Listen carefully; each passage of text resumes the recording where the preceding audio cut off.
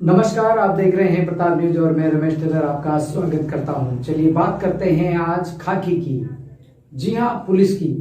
Police जनता के लिए क्या करती है और जनता पुलिस के लिए क्या सवाल खड़ा करती है, इसी बात पर आज हमारी चर्चा होगी।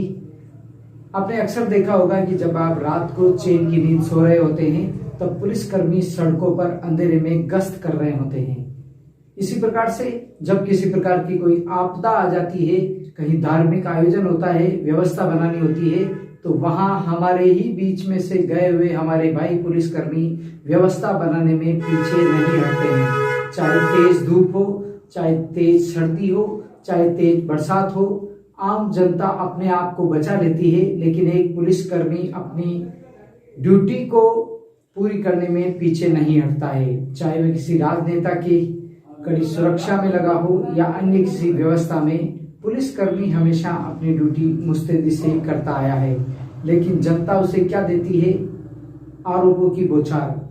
किसी एक पुलिसकर्मी या किसी एक थाने द्वारा या किसी एक क्षेत्र के पुलिसकर्मियों द्वारा अगर किसी प्रकार की कोई संलिप्तता किसी अपराध में पाई जाती है या उनकी कोई संदिग्ध भूमिका होती है, तो हम सभी पुलिसकर्मियों को बदनाम कर देते हैं। लेकिन ऐसा नहीं है। राजनीति में जिस प्रकार से कई अच्छे लोग भी हो सकते हैं किसी दल में, उसी प्रकार से पुलिस बेड़े में भी कई लोग अपनी ड्यूटी को बड़ी ही ईमानदारी से करते आए हैं और उसी का नतीजा है कि आज आम जनता में कहीं कोई भय या अन्य कोई बात नहीं है, तो वह है सिर्फ पुलिसकर्मी के कारण। गत दिनों भीलवाड़ा जिले में एक पार्टी के नेताजी द्वारा पुलिस को स्वान भी कहा गया। इस बात से कई लोगों ने नाराजगी प्रकट की है, पुलिसकर्मियों ने भी नाराजगी प्रकट की है। अगर किसी एक तबके के द्वारा या एक पुलिस के तबके द्वारा कोई कार्य में लापरवाही बरती गई है, तो उसका खामियाजा पूरा पुलिस बेड़ा नहीं भुगत सकता। पूरे पुलिस बेड़े को हमें बदनाम करने का कोई हक नहीं है। आए दिन कई तरह की चोरियां होती है। चोरी होना एक आम बात है, वारदात होना एक दूसरी बात है, लेकिन वारदात को ट्रेस करना एक अलग विश्वसनीय बात है। जब कहीं आगजनी हो जाती है, कहीं आपदा प्रबंधन की बात आती है, तो निश्चित रूप से सबसे पहले मौके पर पहुंचने वाले व्यक्ति पुलिसकर्मी ही होते हैं। और गत दिनों आपने देखा होगा कि एक शहर में आगजनी हो गई थी, उसमें पुलिसकर्मी ने अपनी जान जोखिम में डालकर एक छोटी बच्ची को बचाया था। इस तरह के अनेकों अनेक उदाहरण हैं। कोविड के समय जब रिश्तेदार भी अपने दूसरे रिश्तेदार को छूना तक पसंद नहीं कर रहे थे, ऐसे समय में भी पुलिस ने उन लोगों के बीच में जाकर अपने मानवीय संवेदनाओं को प्रकट करते हुए, मानवीय चेहरे को प्रकट करते हुए अपनी ड्यूटी के प्रति कर्तव्य निष्ठा का पालन दिखाया।